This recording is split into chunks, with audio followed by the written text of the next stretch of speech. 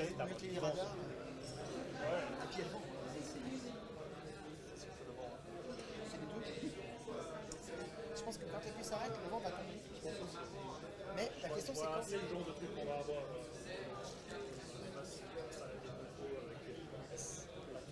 Tout le monde le sait, hein. Tout le monde sait que voilà, les conditions ne sont pas idéales et qu'il faut faire au mieux. Ils ont beaucoup de compassion pour nous, donc c'est bien, c'est bien. Ils seront indulgents quoi qu'il arrive. Pendant la cérémonie, on se Alors, l'équipe derrière. Ou alors vous, ce côté, derrière les chefs. C'est pas comme. C'est pas tu. Je pense pas. Vous serez peut-être mieux derrière. On verra pas. Mais franchement, c'est. Ouais.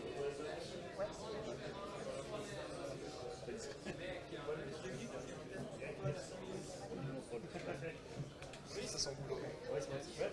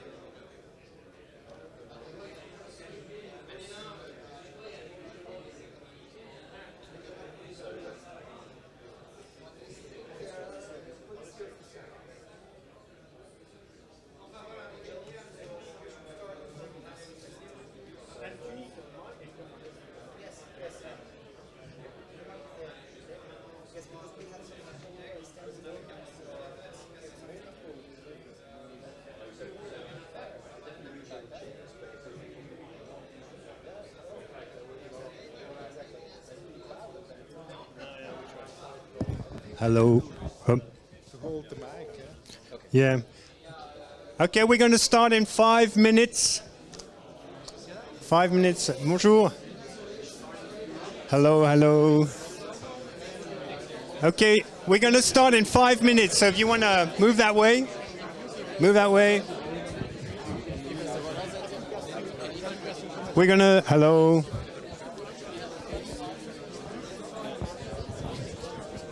Hi, we're going to start in 5 minutes. Bonjour.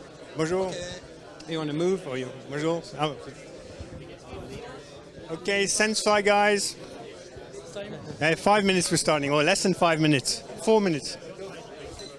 Okay, guys. You got to start moving. Take a seat. Okay.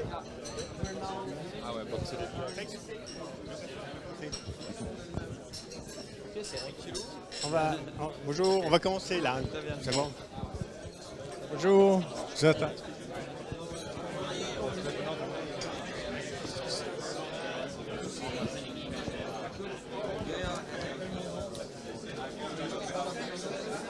Okay.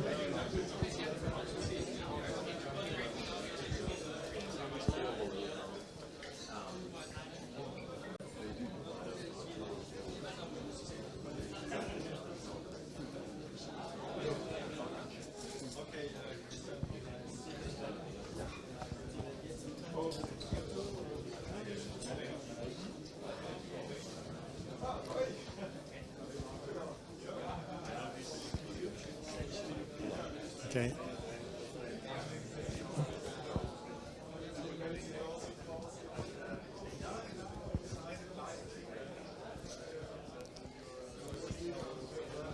Benoît. Ah, derrière.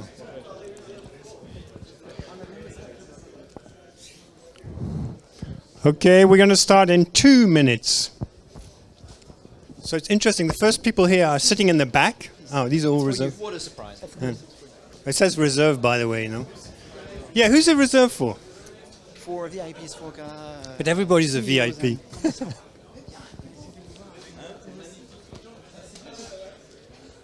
C'est bon, tu m'appelles? Vas-y, juste être sûr.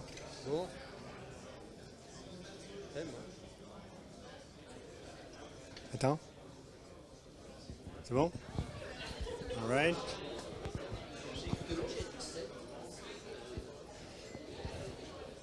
I'm going to leave my phone here.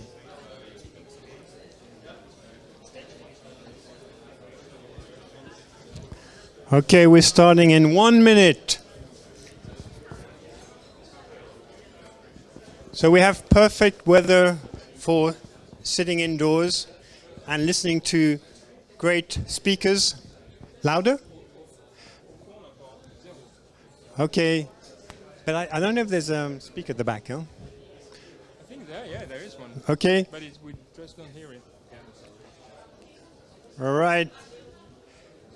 So if you all move forward, we'll tell you what's going to happen this afternoon with this nice Swiss weather.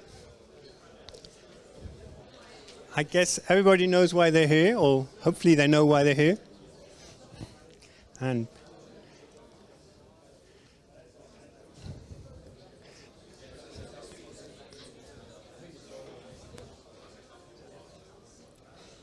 then the next one is me, or is it? Yeah, is it? Yeah, fine. Yeah, the speakers at the back, you can't hear anything, so just Okay. I don't. Can you see if they can range speakers a bit? Oh. Okay, thank you very much for coming forward.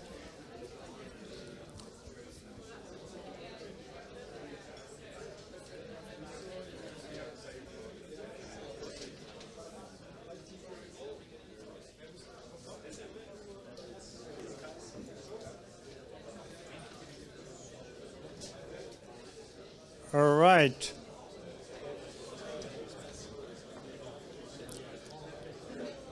Okay, so if everybody can grab a seat, I will quickly explain what's going to happen this afternoon.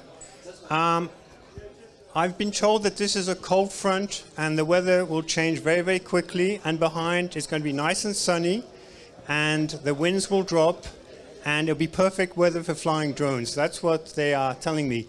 But before we do that, we're going to have a few presentations by some key stakeholders of the industry.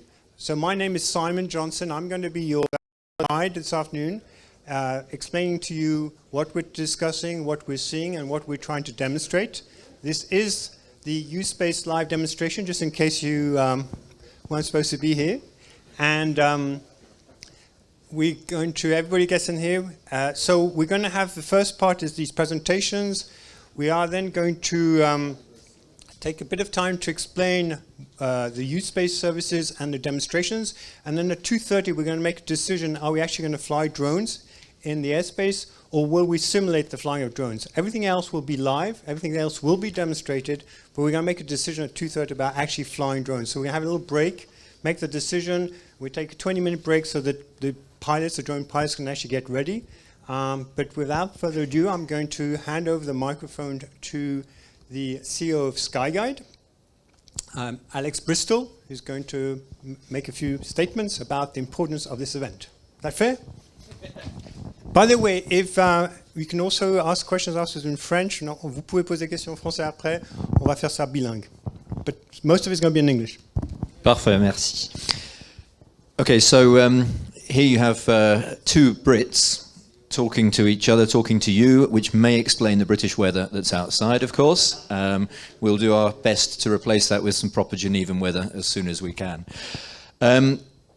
Welcome to all of you. This is a great day. It's a great honour for us to have this many people interested in U-Space, interested in the next stage of our future.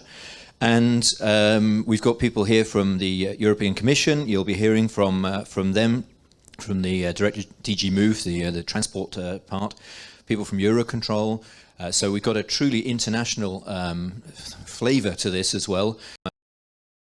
The Director of the Federal Office of Civil Aviation with us from Switzerland. So we've got a good broad brushstroke of people who are on the regulatory side, in the existing system, if you like, and we also have Benoit Corny, who's from the UTM Association. So we've got a good mix here in the first part of different people who can provide a perspective on what this is going to be.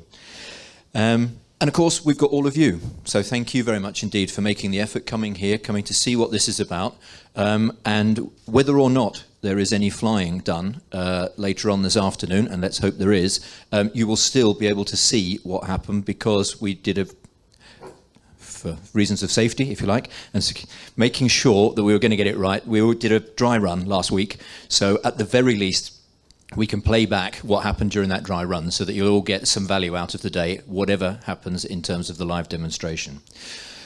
Now, as we know, drones, they're everywhere. They're here, they're now. And the rest of the system that's trying to cope with how we run these drones is, of course, not quite ready for all of this yet. And that's what today is then all about. It's a first step to see how can we start fitting what is a completely new and unknown type of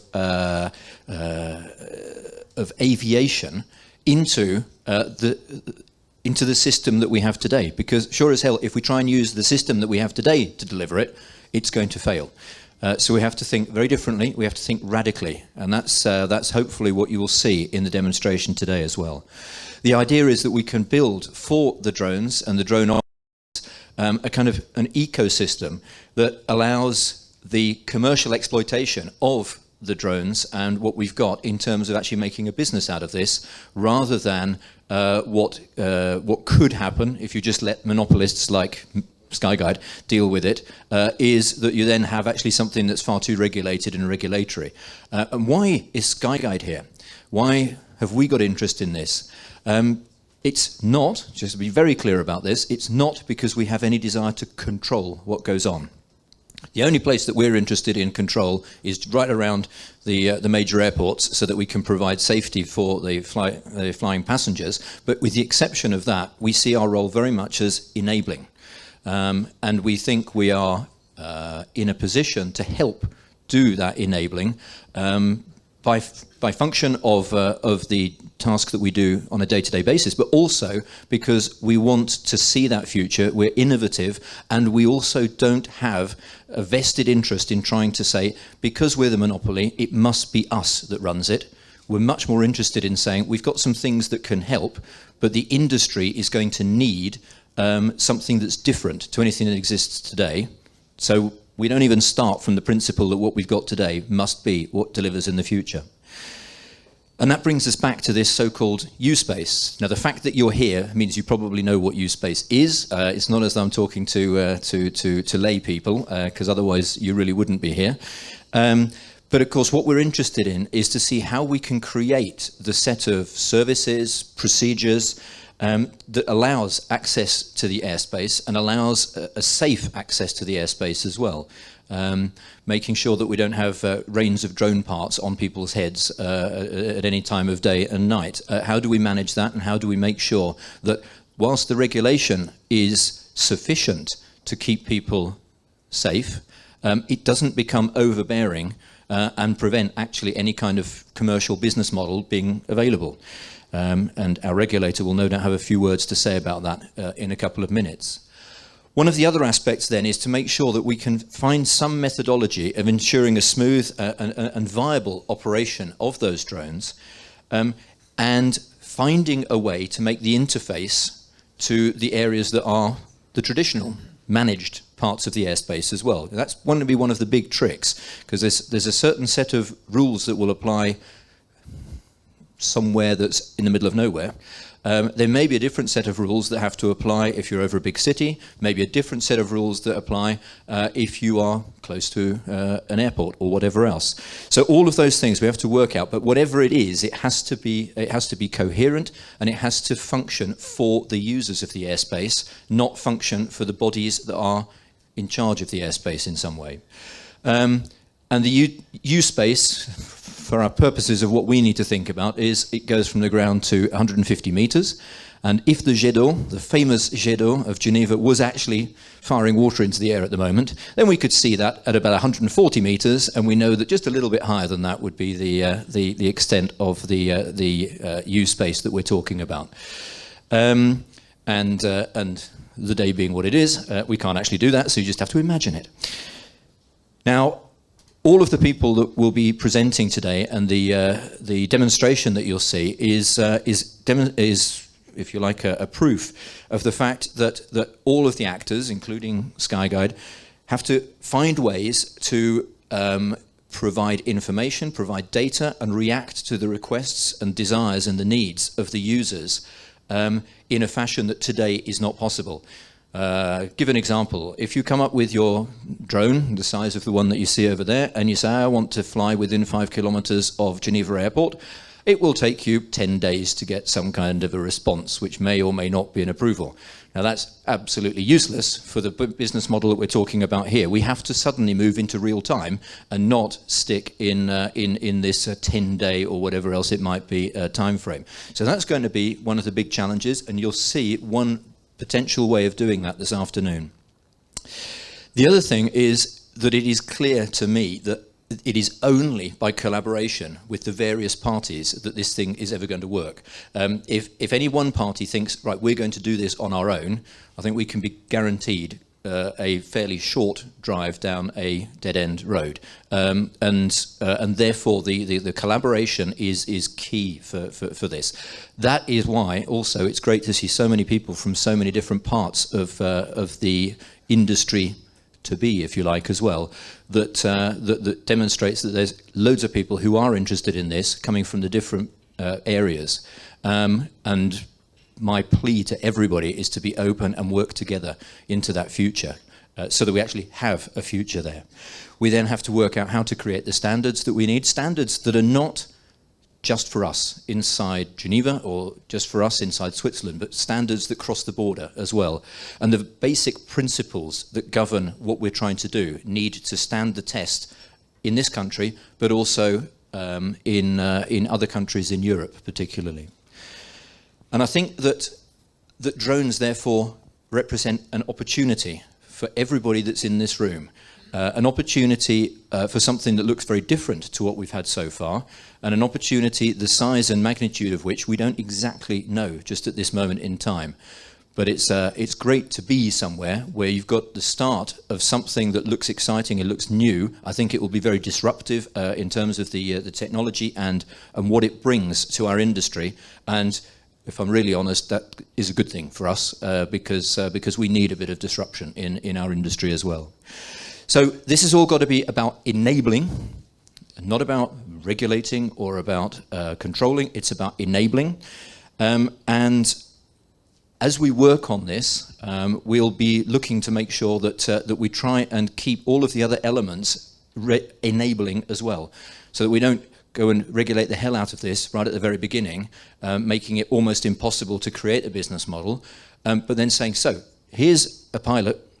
Where did that work? Where did that not work? What lessons can we take from it? And what do we need in order to make sure that that can then be done elsewhere around the Europe and indeed around the world? Skyguide's part of this was to initiate the idea, initiate the trial that we'll see this afternoon. Also, in the sense of wishing to understand for ourselves what this future looks like. Partly because, as well, we're hoping that there will be, in 3-5 years' time, there will be elements that we can bring back into the air traffic management in our kind of standard business as well. So our hope is quite strong that there will be innovative elements that allow us to innovate inside the air traffic management world. And clearly, the key element here, go back to that, is one of collaboration, is one of thinking outside one's own little world, both in terms of the industry sector that we're in, but also in terms of the geography that we happen to be in, because we need this to make sure that it actually works for everybody across Europe. So, from me, again, it's a welcome to the day. Thank you for coming. Thank you for making this event what it is. And welcome indeed to an exciting new dawn for something that I think is really going to it's going to be a challenge, but it's going to be great fun to be on the road with it. And that's therefore going to be a day I'm going to remember in 5 years' time, in 10 years' time, going to remember I was there on that day in Geneva. And I'm looking forward to that already. Have a great day. Thank you very much. Okay. Thank you, Alex. It's great to see the CEO of an incumbent recognize it's going to be disrupted, actually seeing this as an opportunity, and but recognizing he's an enabler, and which allows me to introduce Christian Hegner, who's the Director of the Federal Office of Civil Aviation, and we're going to hear his perspective as the regulator. Thank you very much, Simon. As I've learned from Alex and also from Simon, I should have prepared smaller papers, yellows or blue ones. But as an authority, we normally create bunches of paper, so that's the reason why I have this bunch of paper here and I have to handle it now. Okay, I hope it works. Ladies and gentlemen, it's a great pleasure for me to also welcome you to Switzerland and also to the really beautiful city of Geneva. We have some problems with the weather now, but I think it will change. Today we all hope to write a small piece of history of an exciting new era in aviation. An era of automation, mass-scale products, new business models and paradigmatic shifts. The benefits of rational and efficient deployment of automation technologies in our society are beyond question, and aviation makes no exception. Behind every opportunity, however, hide numerous risks. The Swiss FOCA is tasked with the delicate effort to balance these risks and opportunities on a daily basis. When engaging in the drafting of new regulation, when approving drone operations, especially those citizens not directly affected by drones, when dealing with our police forces and need for law enforcement, or more simply, when fostering the community of enthusiasts that love these technologies or pushing their limits forward every day. The legal framework established in Switzerland since many years has provided a good balance between all those needs. In the past decade, a flourishing drone ecosystem has been developed by some of the minds working in our country. Our academic institutions and research centers involved in this ecosystem are without doubt among the best in the world, and robotics and automation research is second to none. Our industries, such as those represented here today, are proud market leaders in their respective segments. Hobbyists and enthusiasts can experiment with new ideas with the framework of the genuinely risk-based regulation that the Swiss FOCA has established and perfected in the past few years.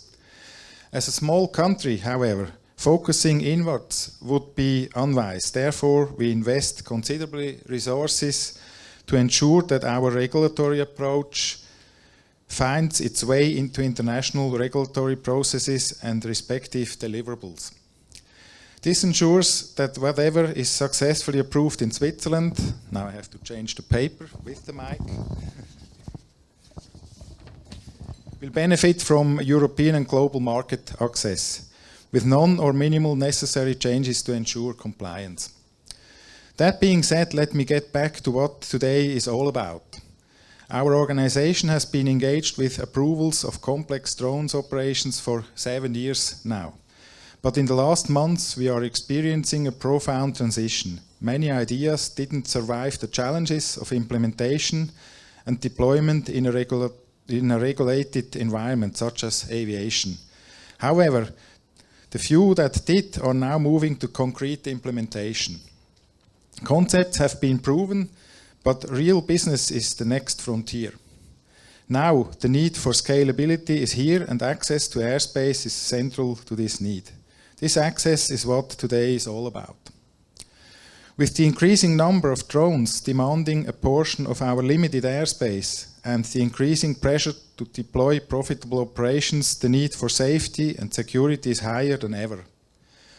Police officials are confronted with increasing pressure. Politicians are being approached by worried constituents and are looking to our organization for convincing solutions. To address these concerns, countering drone technologies are being developed and tested.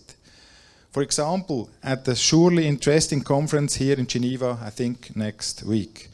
At the same time, new regulations are being drafted, for example, by EASA or the FAA, which try to address these problems as well.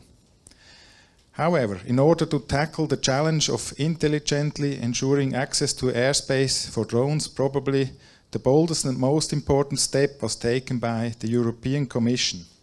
Commissioner Violeta Bulc understood that the technological and regulatory paradigm shift was a precondition for a working drone services market, and committed to establish the U-Space by 2019, when adopting the Warsaw Declaration in November last year. The subsequent work of the European Commission, and I welcome Mr. De Vos and Mr. Colasso that are here with us today, is paving the way to reach the goal. The Swiss FOCA is playing an active role in these efforts and will continue to support them in the future.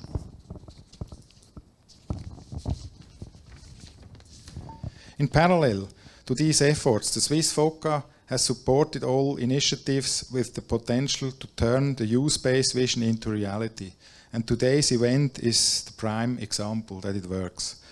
Our newly established Innovation Management Office has been working hard to identify the initiatives with the highest potential and to provide all the support and coordination necessary to make an event like this even possible. Today is the beginning of a new phase of development of the U-Space. We will experience one of the most advanced integration of U-Space services worldwide. But the work cannot be and will not stop here. In addition to industry's research and development, it's up to us, the regulators, to act fast and establish a solid legal framework that allows private investments to flow into these new business models and support the initial efforts as those we are seeing here today. Only legal certainty will lead the private investment into technologies and services that allow the U-Space to thrive. It's really a challenge to change the papers.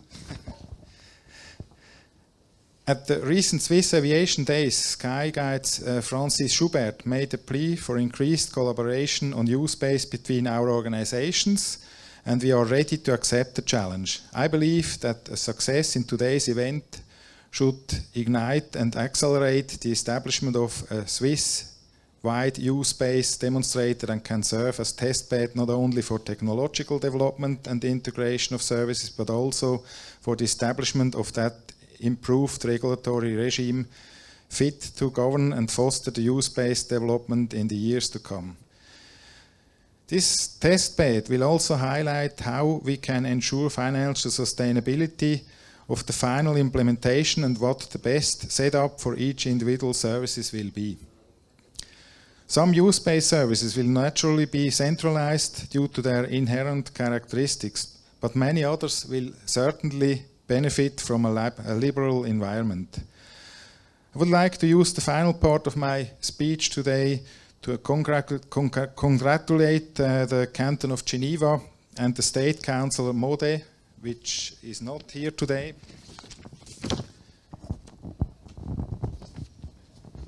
Sorry. It works. For his pioneering spirit and visionary approach to drones. The Swiss FOCA supports your canton's drone vision. Geneva is an incredibly complex and challenging ecosystem. With an international airport, several international organizations such as the United Nations, and its proximity to the borders from France and Italy. Enabling drone operations in this environment is an enormous challenge, and the lessons to be learned are countless and certainly applicable all over Europe. And if we can make it work here, I think we can make it work anywhere. There's still a lot of work ahead of us, but moments like today reassure me that we are on the right track for success. A big thanks to you and the demo team for making this happen. Thank you very much.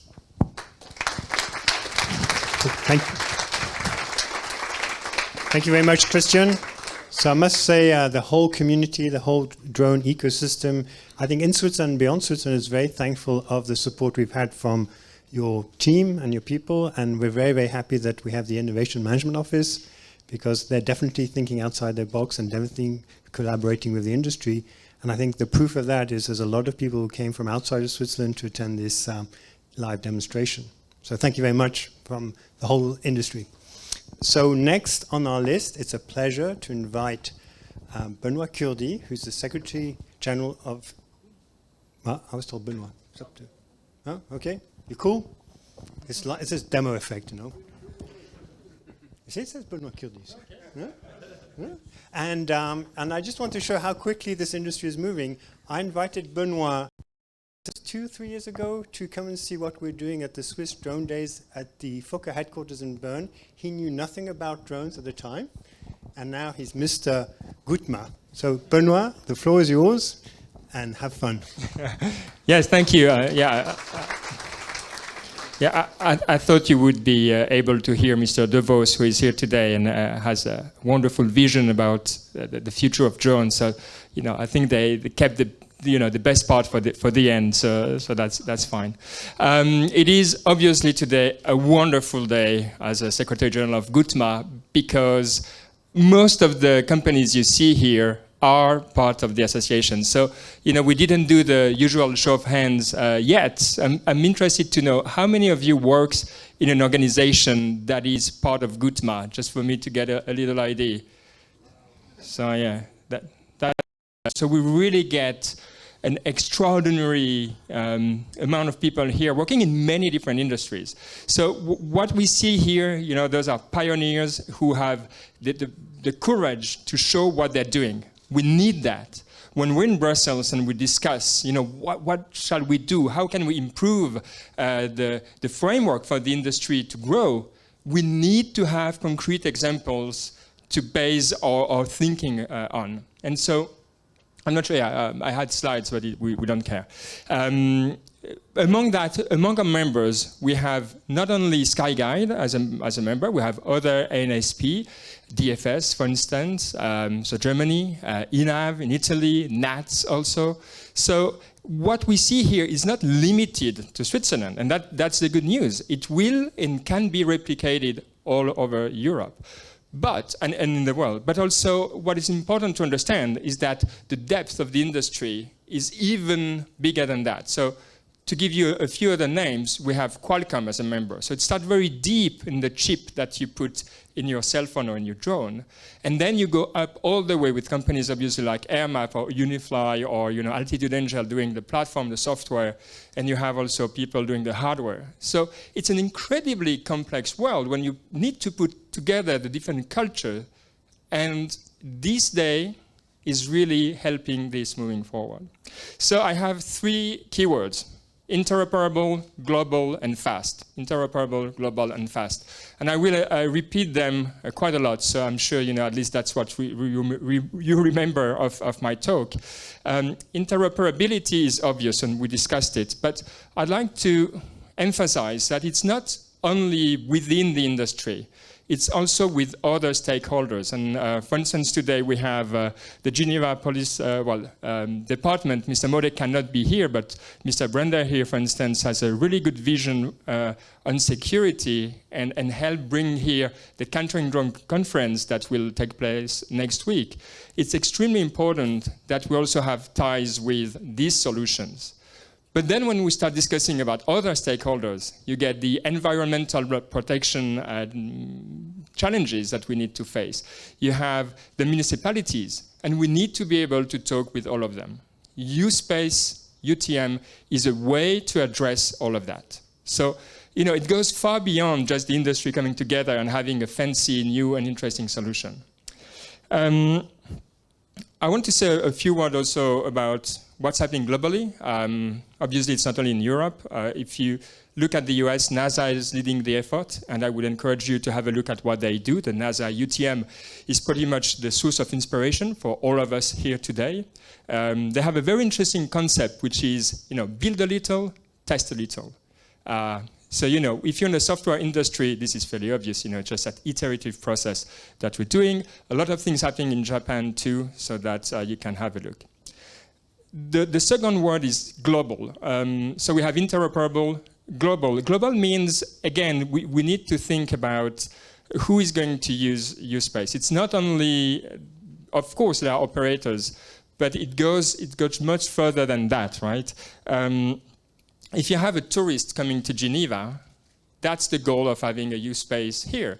You come here, you fly your drone, you don't have to worry. You can even fly cross-border, as we mentioned. So suddenly we see that we want to enable operations anywhere in the world. Just like you have your car, you don't need to register again whenever you go to another place of the world. The same should be happening with drones. It is not obvious that this will happen, though.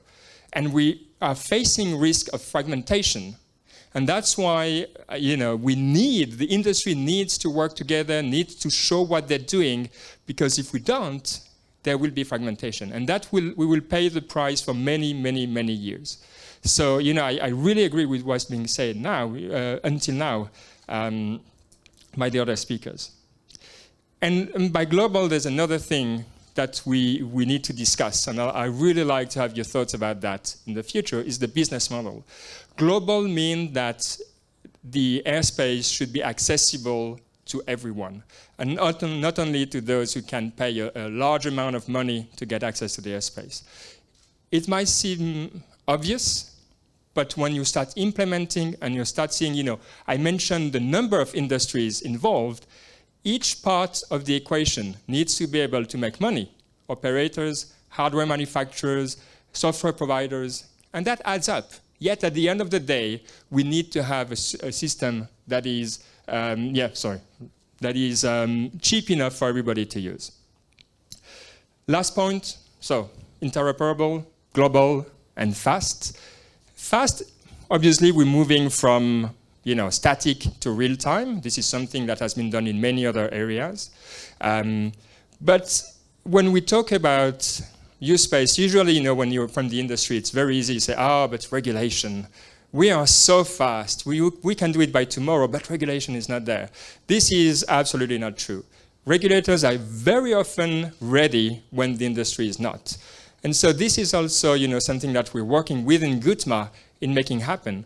It is not an issue of the regulator. Sometimes the regulator is a bit slower, but often it's also the industry that needs time to develop solutions.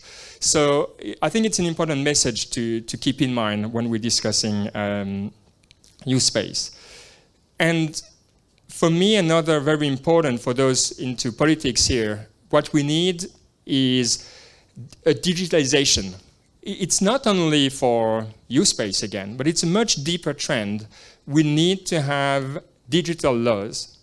U-Space is software-defined airspace in a way. So when you don't want to have somebody sitting in the control tower telling you what to do, it's not what anybody wants anyway.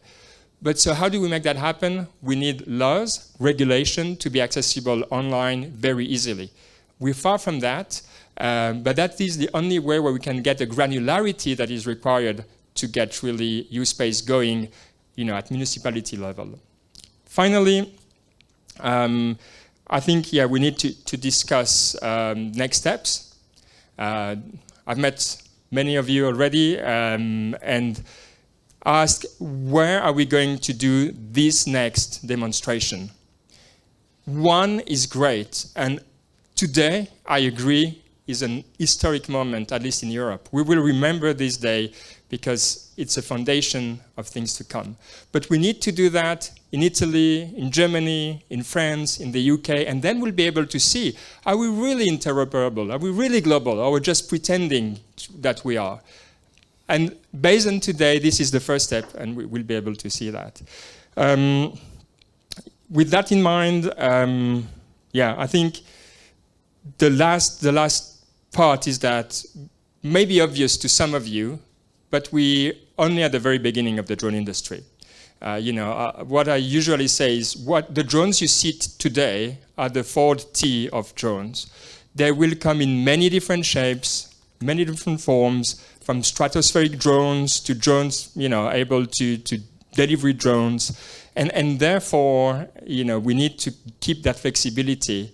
And hopefully, when we meet again in a few months in another country or here again next year, we will see users being able to pay for U-Space, because that would mean that we have not only U-Space ready, but also the underlying operations. So I'm really looking forward to collaborating with all of you in moving forward.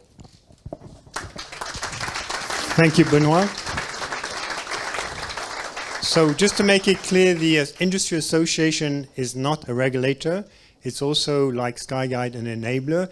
And it's the demonstrations we're going to do this afternoon is to actually show this interoperability between different suppliers and showing that the industry does actually want to come together, does actually want to make this happen.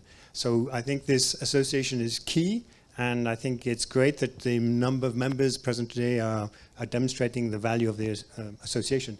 Now I'm going to hand the microphone over to Koen de Vos, which is from the European Commission. And I look very much forward, I guess everybody else is, to getting the European perspective on U-Space services. Thank you. It's nice to have a meeting of the GUTMA board, apparently, here. So many members. And thank you for allowing me to give a small word on the Brussels perspective on this pioneer project. Let me assure you the Commissioner, Violeta Bulc, would be squarely behind this project. She is an engineer. She used to be a CEO of a small Slovenian IT company, and she is really fascinated by technologies. And drones is really high on her political agenda. She would really pushing for the drone, for the U-Space, and so on. And that's why she lent her whole political weight behind a political message last year of the Warsaw Conference. By 2019, we will have the EU regulatory framework in place, including the U-Space.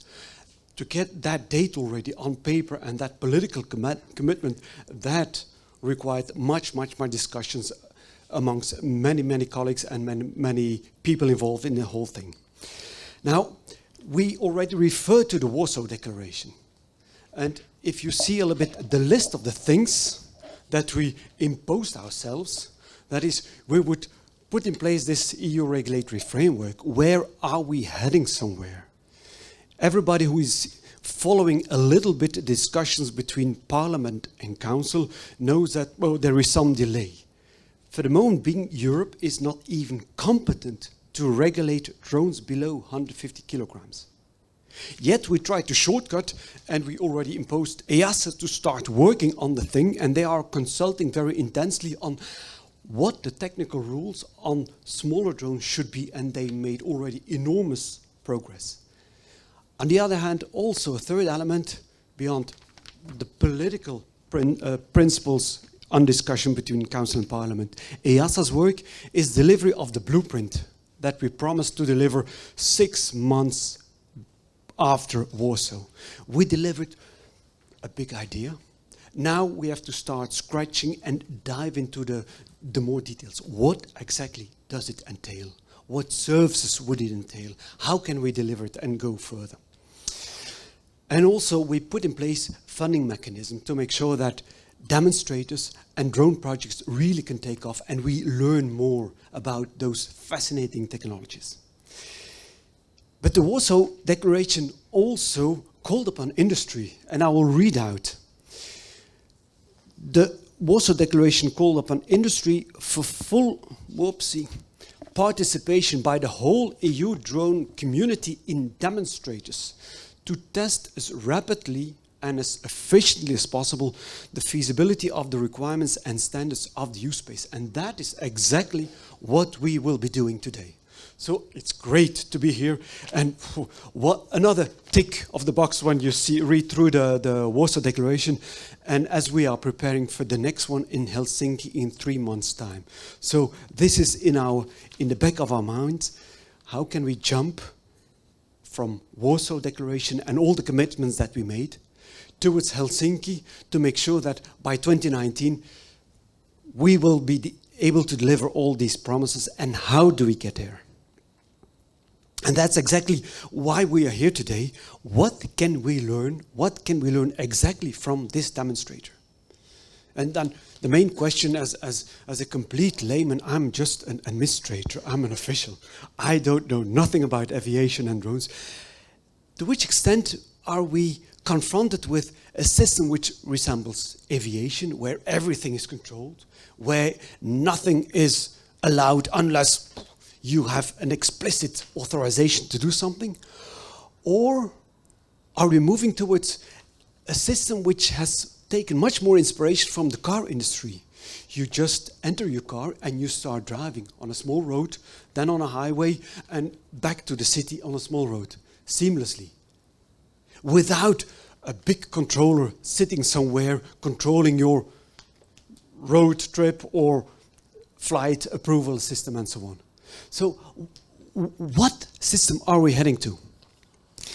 Second question, what exactly are the use-based services we try to develop, and how many of these services do we actually need to ensure safe and secure drone operations, which also respects privacy and noise? So I was very politically correct. I mentioned the 4 objectives: safety, security, privacy, noise, environment. And who would be the actors involved in all this use-based system? Who could qualify as an actor, as a use-based provider? Are we heading towards another monopoly, as we already discussed it? Or to which extent is there room for competition? And how can we, as a regulator, how can we keep the threshold as low as possible for the end users, that they integrate drone services into their business models or value chains, and the ones who want to enter the use-based market? I want to deliver use-based service X, oops, what do I have to do? Or is there already an incumbent who is impossible to circumvent? That are the big questions that we are faced with now. Whoops, whoops, whoops. Who will lead monopoly? Okay, and then that is the whole institutional framework that we want to set up. Another question that we have, everybody's looking now a little bit at Brussels, but the action is taking place here in Geneva. So how can we better organize the interaction between the local needs, the local drivers, and the global or the European central point of view? How can we enable, with European rules and a European framework, all these actions? Because there will be local specificities. And how can we make sure that these are well respected and well integrated in the system that we eventually want to see established? So that's a little bit all my questions that I would like to see answered today, more or less. Boop, boop, boop. I didn't skip too many. And you see that, in fact, the organizer today, he is very, very far from his normal comfort zone. He's sitting in his ATC monopoly and now already reaching out to the future. I wanted to congratulate Skyguide together with all the companies which are collaborating in this demonstration. Really, we need such courage, and we want to learn from that, and we want to bring all those lessons to Brussels. And you have then the big advantage, you set the pace. you come up with a demonstrator, you come up with some lessons learned, what traps to avoid, and what are the good practices. And you set the scene, the direction for the regulatory framework. We will not be able to come up with detailed ideas, detailed rules already, but you set the pace of that and the direction of that regulatory framework. Well done. Well done. So, and at the same time, we are preparing the Helsinki conclusions, and your expertise, the common expertise of all us together today, will flow into the political conclusions to make sure that by 2019 we will have something concrete in hand. Not an empty glass, yes, we have some rules, but will there be actual operations taking place? That is the acid test, and that determines whether we have been successful, yes or no. But judging on the outcome rate of this demonstrator, it will be highly successful. Thank you very much.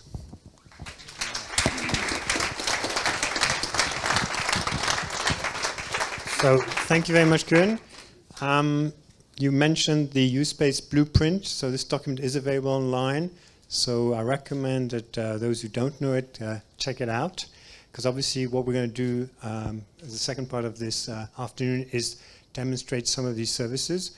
There's always been a question, what does the U stand for of U-Space? But I guess in our case it's going to be urban, because we are in Geneva, we're close to an airport, we're close to a border, we're clearly in an urban environment. And I think that's key, because most likely the activities for drones, both by officials and by private users, are going to be in urban environments, and that's the trickiest environment you want to deal with.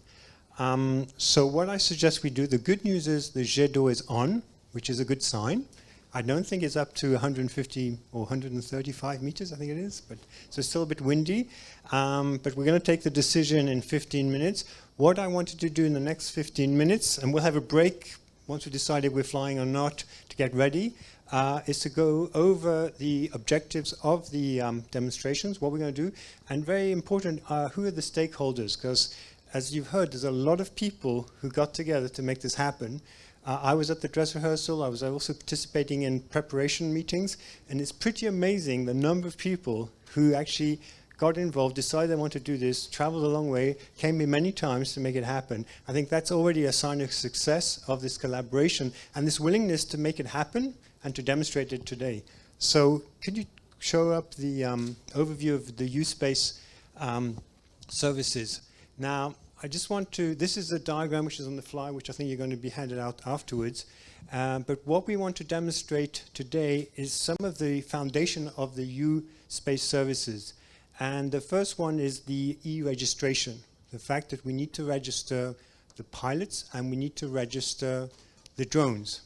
Because if you don't register them, you won't be able to identify them. If you don't identify them, you won't be able to know who is the person responsible and accountable for that drone mission.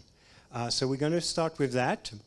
And then we're going to show the next part of the U-Space services is flight planning and getting flight approval. So how does a drone pilot prepare his flight? He says what he wants to do, what are his intents. And then he submits that flight plan to the U-Space service provider. In this case would be Skyguide, and he needs to get an approval. As he's submitting that flight plan, the U-Space service provider will check the identifications he's provided as a pilot and the identification he's provided for the drone. That will be checked against the registry. The registry is obviously by some authority. In this case in Switzerland would be the Federal Office of Civil Aviation Authority, which say, we know that pilot, we know that drone is allowed to fly, and that would be done by the service provider doing that check, this little diagram down here. Then the other thing we want to demonstrate is the geofencing. The idea is some airspaces is accessible to drones, some airspace is not accessible, and some airspace is accessible if you get the approval. And the question of the geofencing is, who is defining what needs to be geofenced, the integrity of that data, how the data is exchanged, and that's obviously key as part of U-Space services.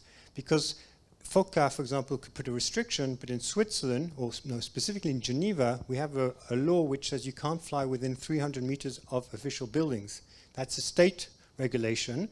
That information, you know, who knows about it? Is that information available? point of use-based services is that it's totally transparent to the user. He says, I want to fly in Geneva. I don't need to know if that's a federal rule, a state rule, or a European rule. And that's very, very important, this aspect. And the other point we want to demonstrate is how the data is exchanged between different players. Very important.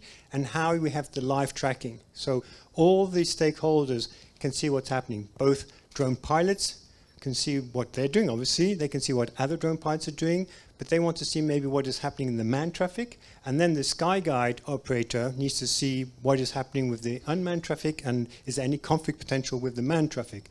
And that's the other thing we're going to demonstrate.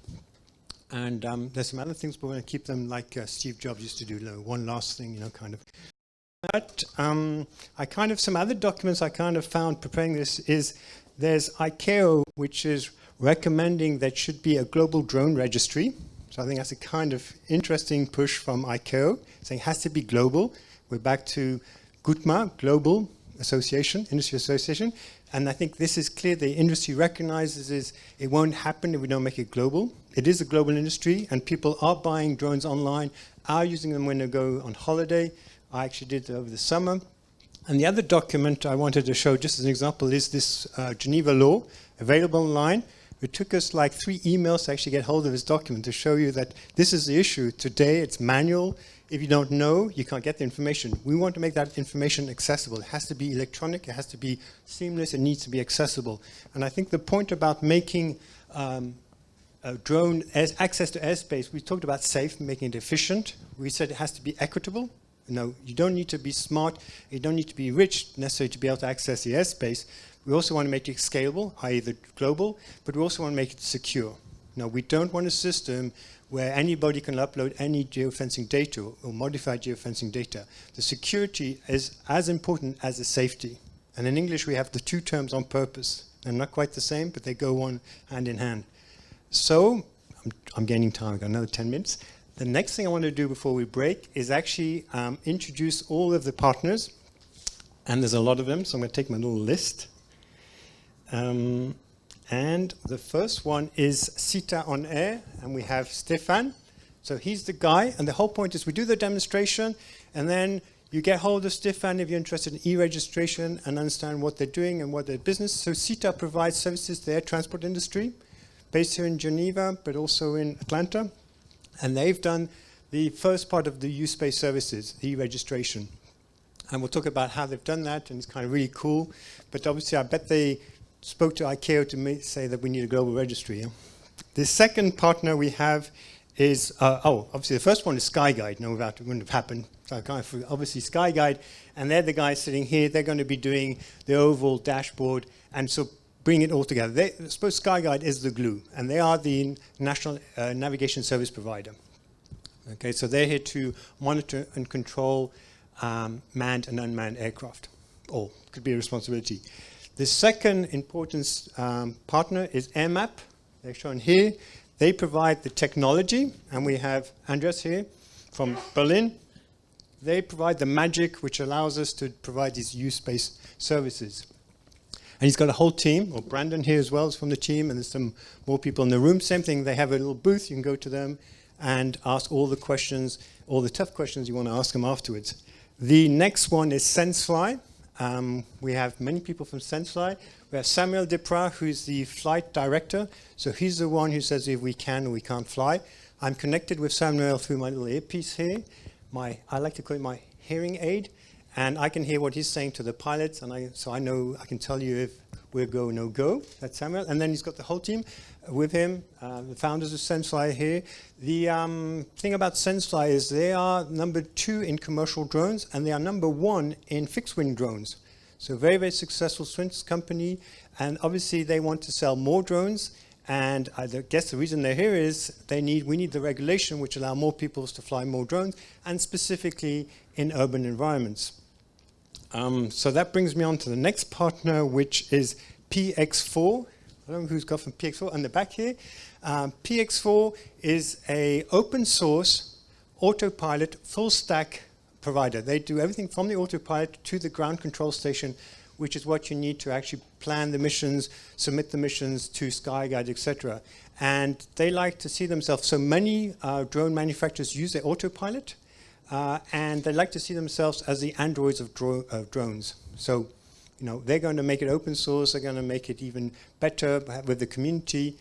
So very, very interesting to see how we have one of the leaders in the commercial drones and the leaders in open source software for the drone industry collaborating to these live demonstrations and showing that they are interoperable. So we have a proprietary system, an open source system, which are going to be working together. I think that's kind of a perfect example. And then the other group is Airshoot. We have 3 pilots who are actually going to film both the drone pilots and the drones, assuming we can fly, which kind of looks promising. So they've been a really amazing team. It's an association of drone pilots which do aerial imagery. And they have 3 pilots with us today. It's Boris, Fabrice, and Julien. And hopefully at the end of the demonstration, we'll have a little surprise for you on that topic. The 3 drones which will be filming the other drones will not be part of the demonstration, just for clarity. So there are actually more drones flying in the airspace you're going to show, but for clarity, we're going to focus on the 3 demonstrations, the 3 flights we're planning. And having said that, I think we've covered most of the points, and I suggest we take, maybe if there are any questions at this stage, or we just take the break, we make the decision about if we're flying or not, and then we come back and we do the actual demonstrations. Okay? Any questions? Logistics, toilets downstairs, very important, drinks in the back. Don't think there's any alcohol yet. And okay, so we'll let you know what we've decided, and we get together in about 20 minutes, 25 minutes. All right? Thank you very much. Thank you. Well done.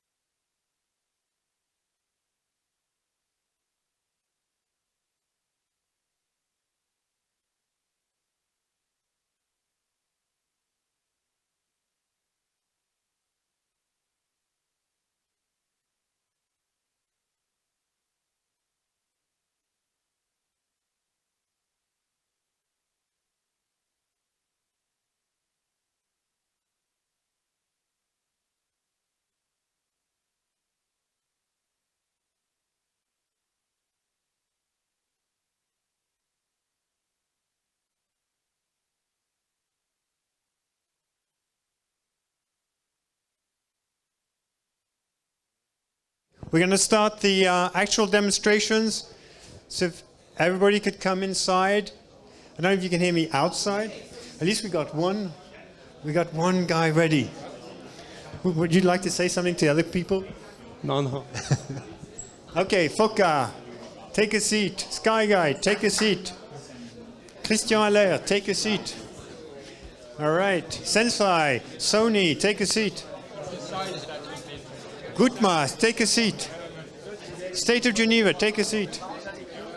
All right, everybody, take a seat.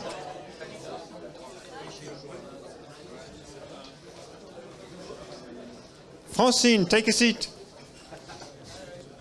I remember all these names. Sorry. Yeah.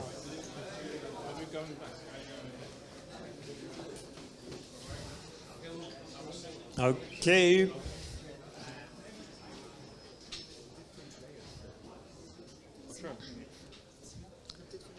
Yeah, j'en ai pris.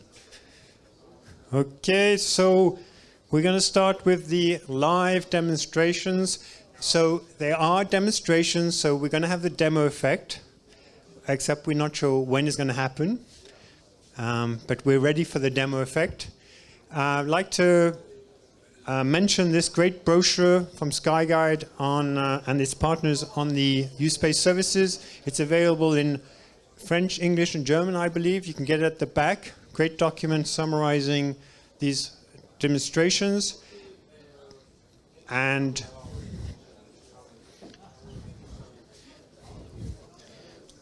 the first thing we're going to show you is the e-registration and e-identification. Once we've done that, we're going to actually do the flying, but we can't fly using U-Space services without having the fundamental registration services. And that is going to be demonstrated using the system put in place by CETA On Air and our friend Stefan Schick. And what is interesting to know about the e-registration is that they've implemented this using the blockchain technology. If you would like to learn more about blockchain technology, I can recommend a very, very good article in The Economist, which I'm happy to show. I don't have it here, but people who want to get a kind of layman's introduction to the benefits of blockchain technology, The Economist has done a great article on that. So just come and see me and I'll point you to the article. Stefan, we're going to start with you. Now, he's the key guy. E-registration. So can people in the back hear me? Is that okay? Is this, okay, great. So as we were saying early on, e-registration ideally needs to be a global service because people are going to be buying and using drones all over the world. And therefore, different authorities are going to want to know who the hell is flying what drone in their airspace and how the hell are we going to do that. What we want to demonstrate today is not only e-registration, but an e-registration system which can be scaled and is flexible in terms of, as the requests evolve from different authorities, as people want to access this information, we want to increase the size of the ledger.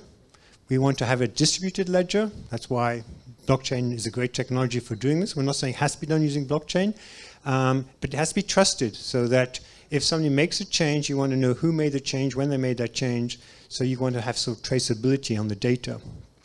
So I'm not going to lecture you on blockchain, but we want to show you how you actually use this registry. And some of it is pretty obvious and some is quite interesting. So are we ready to go ahead with the e-registration? Everybody's concentrating.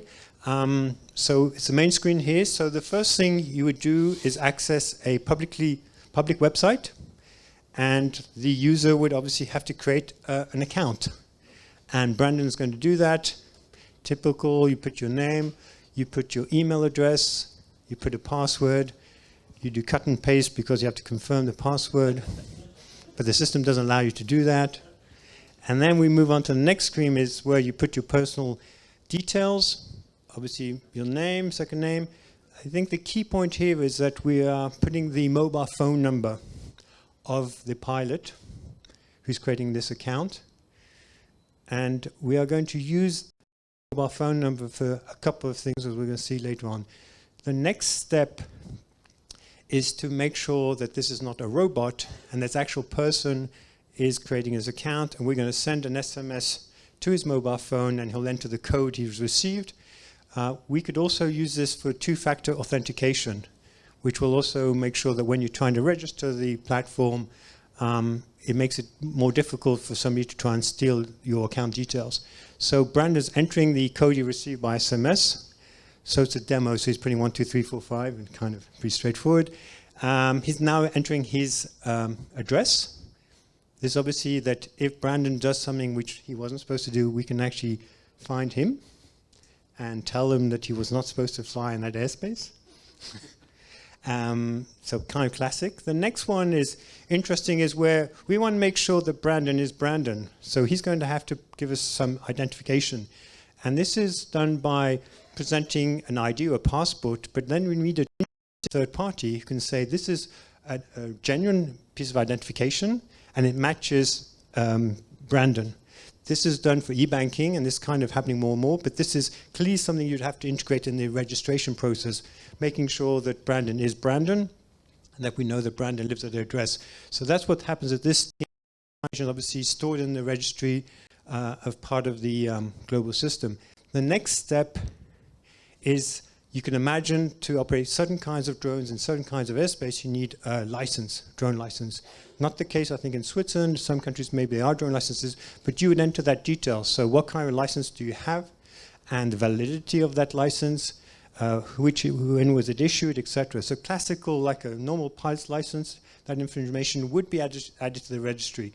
So you could check, is Brandon allowed to fly this kind of drone in this airspace, by checking his identity, the drone identity, but also his credentials as a pilot.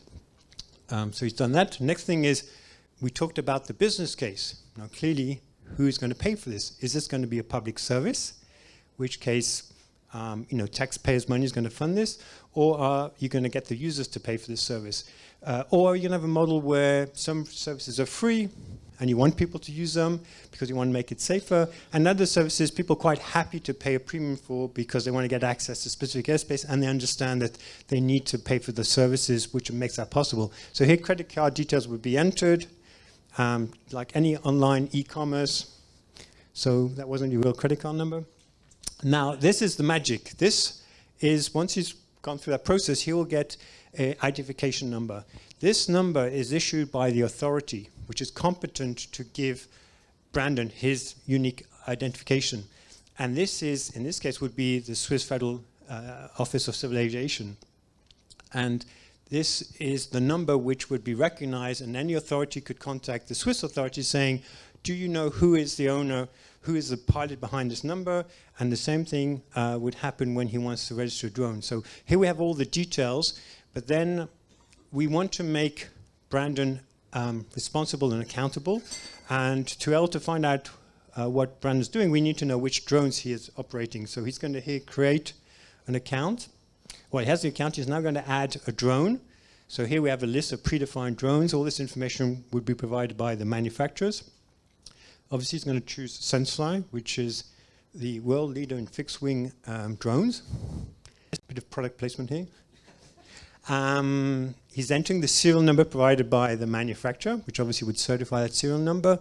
What kind of activities, going commercial. And he always going to do night flying, great. He's now going to add that to his list of drones. And so this information generates this unique code for that drone. And these are the two bits of information he's going to have to submit for the e-registration, is the identification as a pilot and the identification for the drone he's going to be using.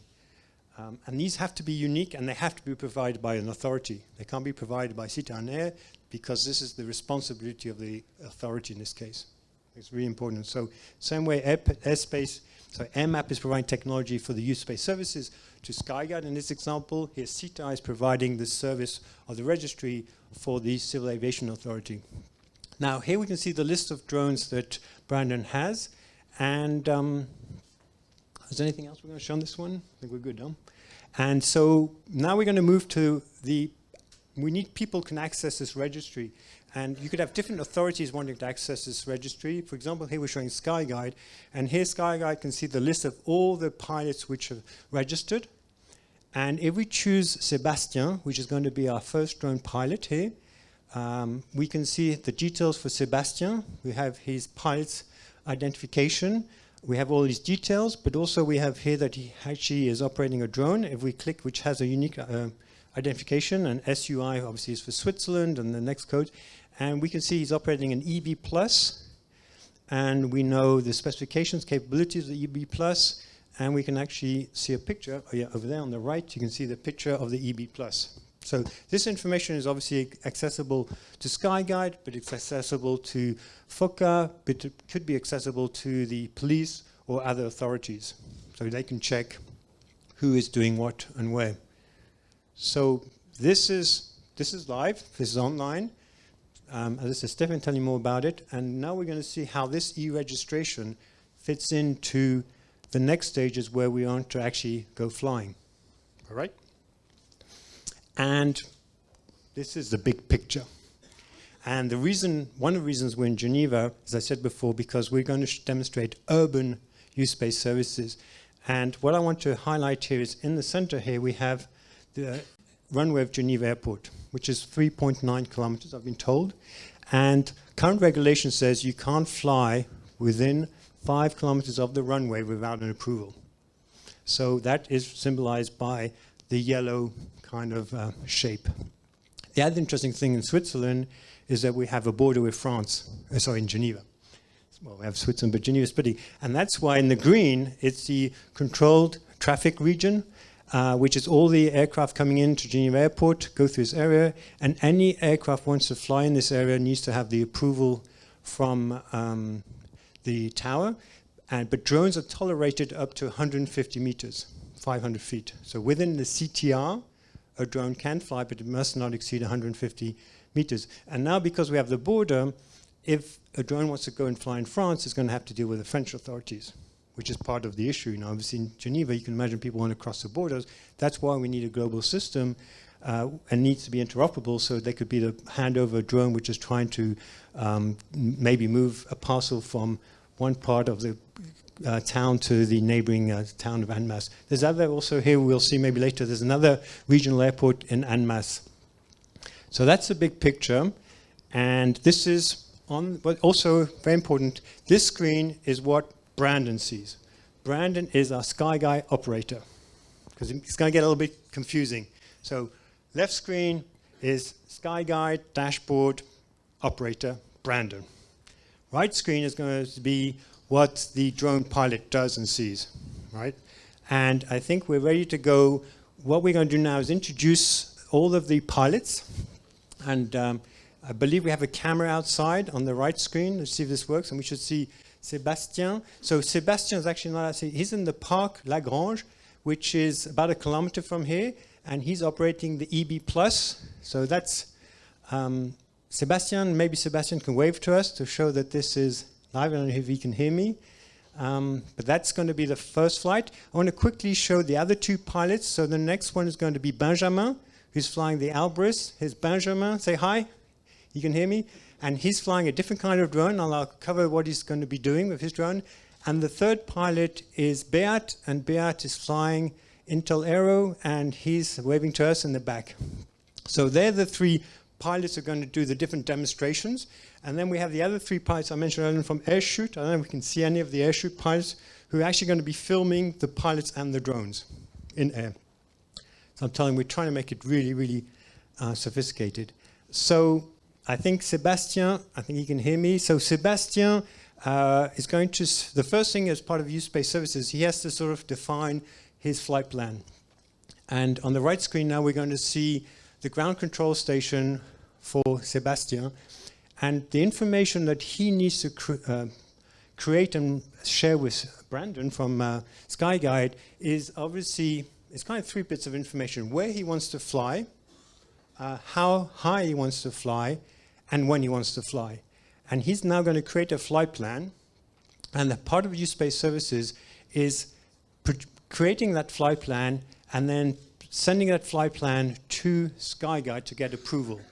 He's going to, the mission is to go and inspect the future construction site of the harbor. The harbor out here, outside here, is going to be doubled, and it's going to be a new harbor further away, and it's going to be extended this way. This is going to take 3 years, and the potential impact on the environment is pretty high. They're going to put barges, they're going to have tents to make sure any sediment does not go outside the construction site, affects the environment, and therefore it makes sense to use a drone, A, to be transparent to the population and what's happening, and to making sure there's no impact on the environment during the construction site. So if you look at the flight plan he's submitting, it's pretty big. That's why he's using a fixed wing drone. I think it's going to last about 20 minutes. But he wants to fly within 5 kilometers of Geneva Airport runway. So he needs to get approval. And this is what is going to happen. And this is, I think, very important thing is, Sébastien is using the standard SenseFly ground control station. He is not having to run another software to do use-based services. It's fully integrated into his dashboard. So you can see the flight plans being prepared. He says when he's going to be flying. He's now logging into, well, he has already logged into the use-based services. That's been seamless. He's therefore connected to SkyGuide. Brandon can now see the area in which Sébastien wants to fly. Little icon here is showing Sébastien's takeoff position. It's in yellow because he hasn't yet approved it. And we now can move to the flight plan screen. And we can see Sébastien's flight plan being submitted, is pending.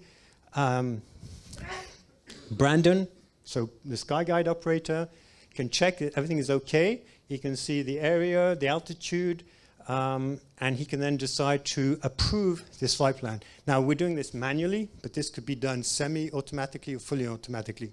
But just for the sake of the demonstration, we're doing it manually. So he's now approved this flight plan. This information is then sent back to Sébastien, and Sébastien needs 3 greens, I like to say, before he can take off. The first one is he needs to submit his identification, the pilot's identification and the drone identification. So that was submitted to the SkyGuide platform, which checked it with the registry, make sure they were valid IDs. He got the approval for that. He's got the approval for the flight plan. And the third approval, or checkbox if you want, is that the telemetry, the information of Sébastien's drone is being sent to the use-based dashboard of SkyGuide, and Brandon can share information he has back to Sébastien. We'll see that later on. So that kind of third little tick says that there's communication between the use-based services and the drone pilot's ground control station. So he's now clear to take off. Okay, and here we are. He's going to take off.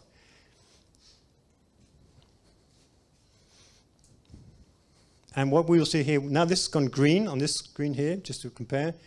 So we have the icon which shows the current position, so it's live tracking. The area in which it's going to fly has gone green, so that means this is approved.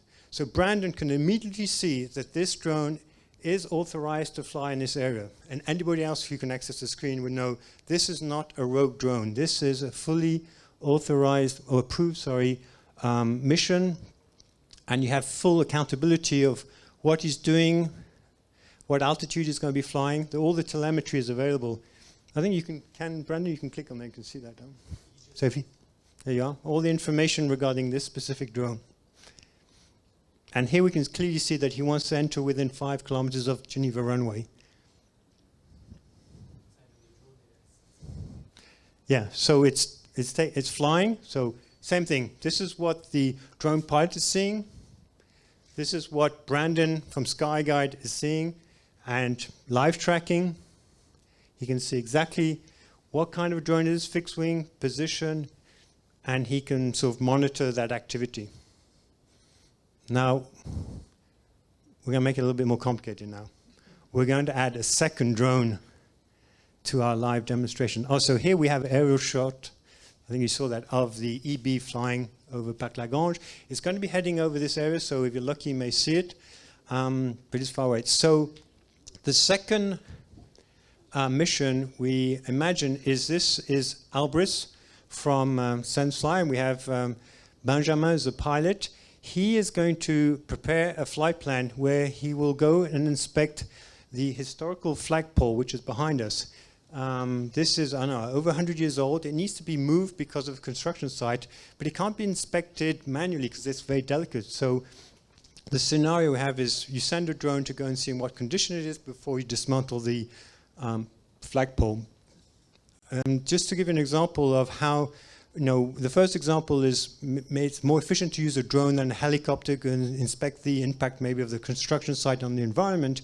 In this case, the data we have is that 7 people die in the United States every year from inspecting towers. So if you use a drone to inspect an infrastructure like a tower, potentially you're saving lives. And I think that's key. If we can show that drones will actually reduce costs, save lives, from a public acceptance going to help.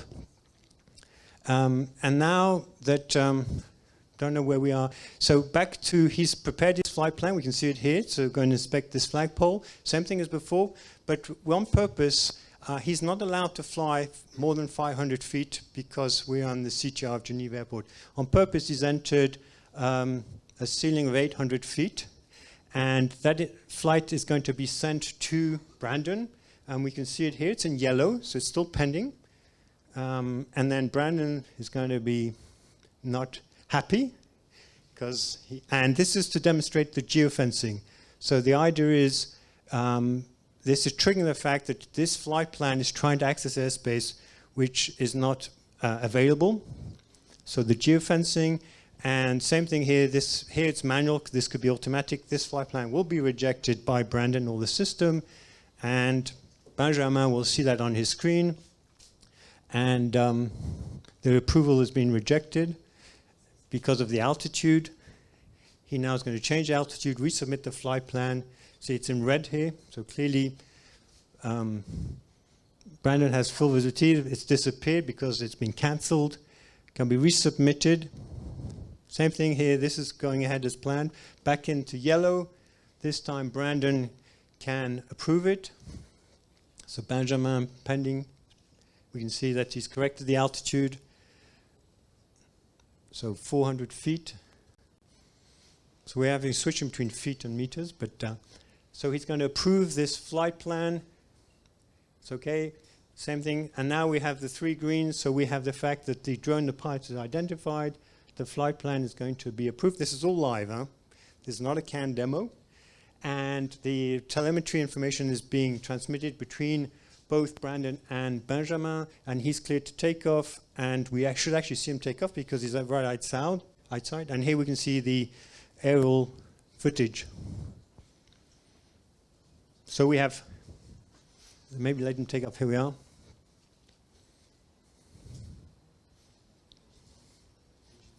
Yeah.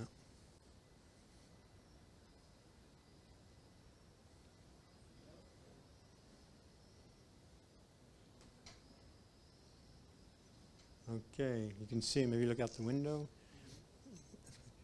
And I think key point here is Brandon has full situational awareness. He can see the eBrief from Sebastian, the Albris from Benjamin. He knows which areas they're flying in. He knows their current position.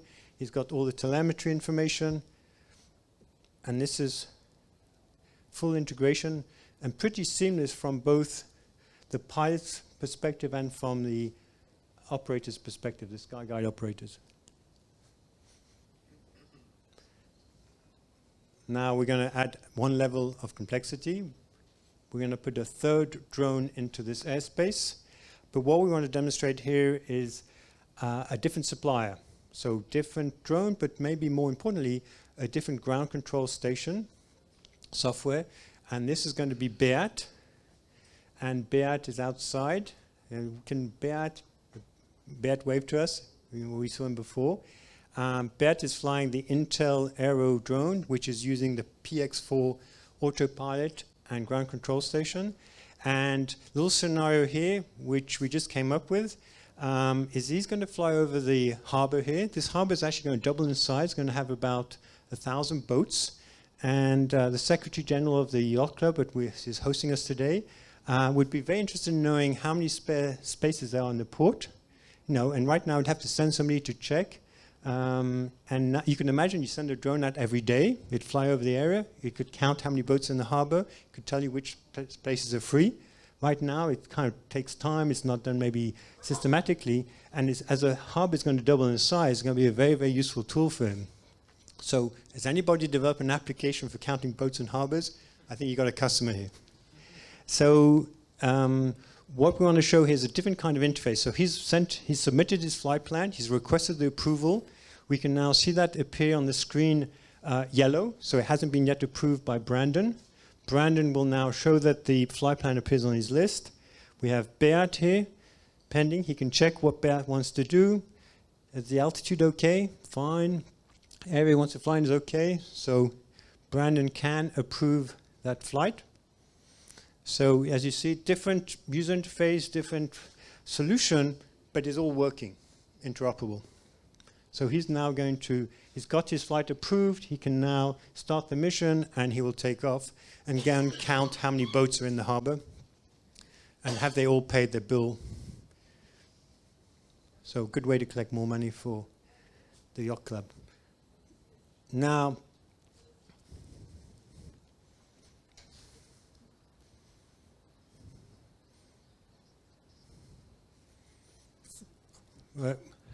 okay, so I can hear what the flight director is saying to pilots. So there's some good news. So first of all, got the 3 flights, the 3 areas, and we can see that they're sharing the same airspace. Now, that is kind of cool, but obviously each pilot would like to be aware of the other pilot's activity. And if we now move to the SkyGuide Sebastian's ground control station, I think is the one we're going to show on the right, we can see the other traffic. And so he's totally aware. We're showing it on the PX4 screen. So here, this is Beat's flight in red. Oh, we're switching again, sorry. We're showing here, this is Sebastian flying, but he should see the traffic of the other drones. I'm not sure we can see it on this screen. Yeah, we can see it definitely. But we can see it on this screen. We can see this is Beat, this is Benjamin, and this is Sebastian. So fully aware of the other traffic. And I think if we go back to the Sebastian's view, we can see the manned aviation, correct?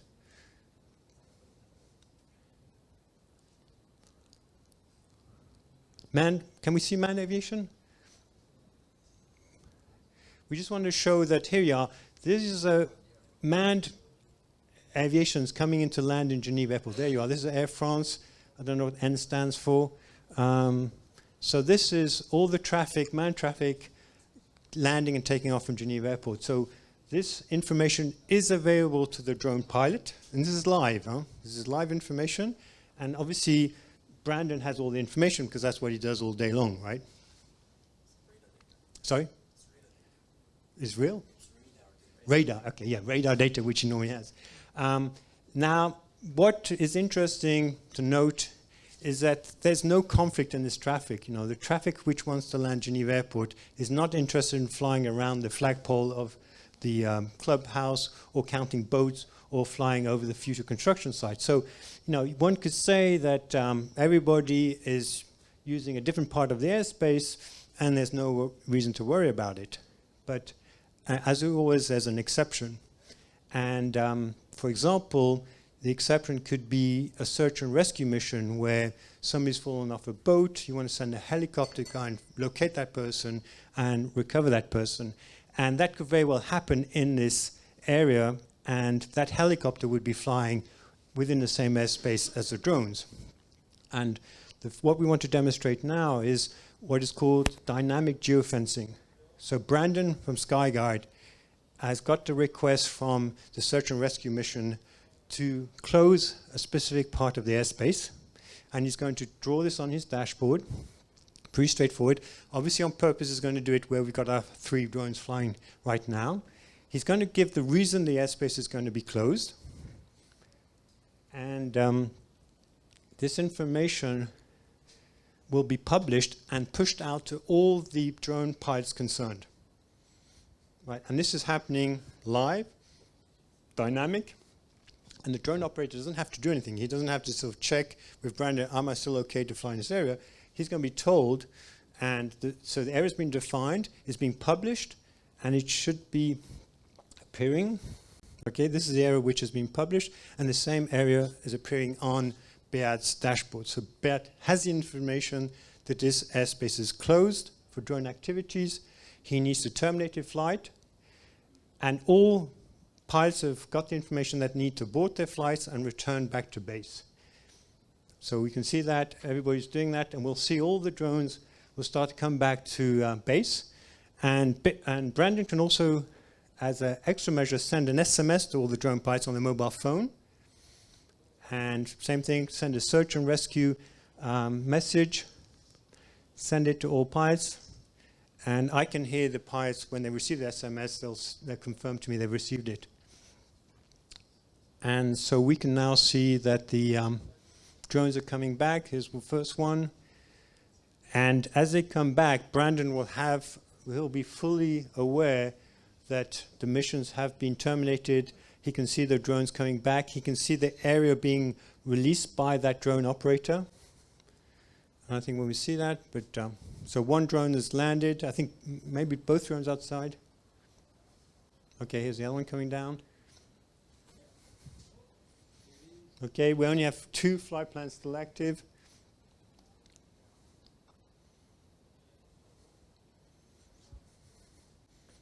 Okay, so I'm hearing the pilots have received the SMS.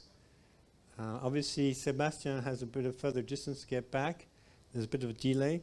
While they do that, just summarize what we've seen. So we've seen the e-registration and the e-identification. That's kind of key. Without that information, there's no way you can do these other services, because you can't identify somebody, you can't track him, and you can't do something about it. The other thing we saw is the geofencing. When somebody was trying to submit a flight plan and wanted to access an area which is not accessible, he got the information that that could not be done. The other thing we saw is obviously the live tracking. We also saw the data exchange between both pilots, drone pilots, and also SkyGuide operator. We also saw the integration of the U-Space services into the drone operator's ground control station. So I think that's really key. It's not a question we're adding a layer of complexity. We're actually making it simpler for the drone operator. We believe that's going to mean that more people will be operating drones because A, it's easier, it's legal, and it's making the drone pilots more responsible and more accountable. Good thing. It's also going to help with protecting the citizens, because with such a tool, we'll be able to identify which drones are collaborating, which drones are not collaborating, and which are potentially rogue drones and potential threats. So the authorities can then have a quick view of that drone is there for a reason. It's performing illegal operations where this other drone should not be there, and we need to do something about it. So I think the U-Space service is going to be as much to develop the drone economy as to protect citizens from the risks that drones present. Now we can see that all the flights are terminated. That so your airspace is completely free for the search and rescue mission. And I think we also demonstrate that how the U-Space services are completely integrated in the procedures of the traditional air traffic management services. So I think that concludes. I'm just going to check if we covered everything. No, but the next stage now is to, we're going to have, we're going to congratulate the whole team. Pretty amazing. I think everything worked, huh? Yeah.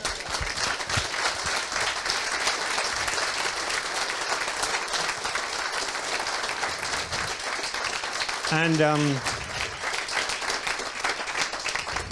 so I can tell you it's pretty complicated what happened there. It's like a Swiss watch, lots of parts, and they all have to fit and have to be very precise. But the Swiss are pretty good at that. Before, we have another little surprise for you, but we are going to have some closing remarks from Francis Schubert. We're going to take some also questions and answers. And what we're going to do, we need to vacate the room afterwards just to get rid of the chairs, but we're going to make an offer you won't be able to refuse to do that. But first of all, I'm going to hand the microphone over to Francis, and then we'll take question and answers. And I will maybe ask some of the first questions, which are the tough questions, and maybe he doesn't want to answer. Thank you, Simon. Good afternoon, everyone. I must say I'm really thrilled. I've been taking notes like mad. We've heard at the beginning of the session, several of the speakers said that they felt this was a historical moment, and trying to remain modest, and we have to, I do believe it is a historical moment. We must not underestimate the significance of drones. Because in my view, the drones are really the first big game changer in the world of air navigation since the classical air navigation services were put in place after World War II. And we heard Koen at the beginning said that he felt it was courageous to take the risk of such a demo. In our view, it is really being responsible in taking the opportunity approach. As a service provider, we see a double opportunity in the drones. First of all, opportunities for new business areas, but this is not really the main interest at stake here. We see the drones as a real disruptive factor in the most positive sense of the term, because we assume that everything that is going to happen in the world of drones will in some years be imported or exported back into the classical world of air traffic control, and this is what is going to really boost the performance of the air traffic control as we need it. Also, we want to say a few words about the spirit of the demonstration. The reason why it was organized is that there have been discussions about the U-Space or the UTM for a number of years, lots of conceptual discussions, lots of questions asked, some questions answered, but at some time you have to stop asking questions and you have to start putting things together and making things move. And we were of the opinion that we had enough elements available to kick the ball, and we had to start from something. Accepting that what you have is probably not fully mature at the moment, but we also heard it is an iterative process where you improve it as you move. And this something you start from must be small, adaptable, and flexible. It has to be flexible because if you find out that one of your assumption was not the best, then you can correct it. And also it has to be adaptable because we're not the only ones doing things like that. Our friends in Germany, the DFS, also have some concepts going on, ENAV in Italy also. So we also have to learn from each other and be able to adjust our thrust to make sure that we all go in the same direction. So this demo is also about sharing this experience in an open, in transparent manner, because we have to understand it's in the best interest of everyone here that we all have the same reference model in the end, and that was one of the points of the demo, to show what could become a best practice, but possibly also to identify some elements once we analyze it that maybe could be done better differently. What we've seen and what we take away, I have my view that I'd like to share with that, maybe three things I'd like to share. Clearly, this is not the end of a process, but it is only a first milestone on what is probably going to be a long road. What is also showed is that technology is available, and I believe mature enough to start building the foundation of U-Space.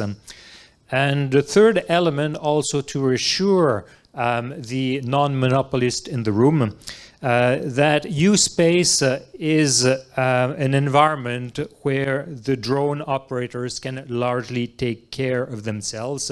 And we believe that the need for services is going to remain rather low. We believe that separation can be done mainly by the pilots themselves, separation between drones, but also between drones and manned aircraft. And we assume that also pretty soon there'll be some self-separation put in place. But where we do see the need for services, it's what we've seen in the demo, that the drone operators need to be aware of the airspace restrictions on a live basis, because that changes, and this is typically a use-based service that should be made available. And also we'll see the need for services when it comes to the interface between drones and the world of manned aviation, because there will be some drones operators who will need to, or think they need to, access the airspace open to manned aviation, and then you'll need some coordination interface.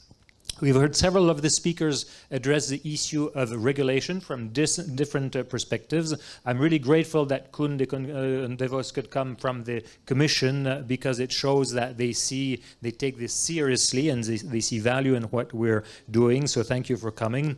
And we also heard Benoit, who was inviting us to be cautious about our appreciation of how the regulatory processes work. And I understand that. The reality at the moment is that there's no real regulatory framework for the drones, and what we have is not enforceable and is not enforced. We heard about that 5 kilometer rule, which is in essence what we have.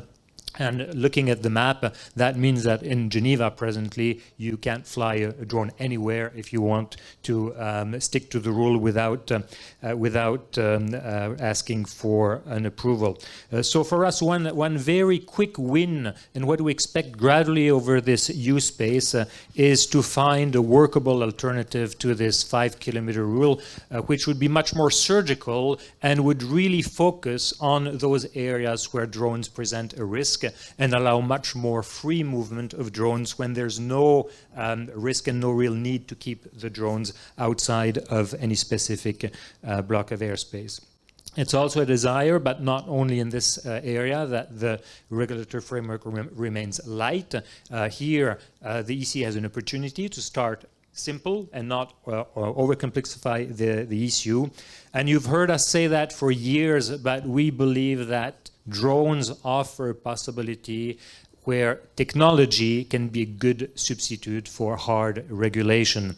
And that means that the regulation will need to involve not only the operators, but also the manufacturers, because by building in the right defenses in their devices, they can mitigate the lack of discipline or of knowledge of some of the drone operators. Another thing that we take away, and that's also to make it clear, in our view, the use space is going to be a totally different business model compared to the classical ATM, and these two worlds will be totally different in the way they operate in terms of procedures, in terms of the role of the human being in there. The use space, in our view, is going to be almost fully automated and technology-based instead of being human-focused. And of course, the financial flows to make the business work are going to be totally different. I think no one here is thinking about user charges for drones, and that should reassure you too. What we also see is that the use space is going to be a much more competitive environment than the classical air traffic control monopoly, and we've seen that from the demo. There are a lot of actors here on working together in what looks more like a market rather than a monopolist business. We'll have to see if there are some elements that belong to natural monopoly, simply because the cost of the interface between different players makes the system more costly when you have more than one provider, but this is to be discussed.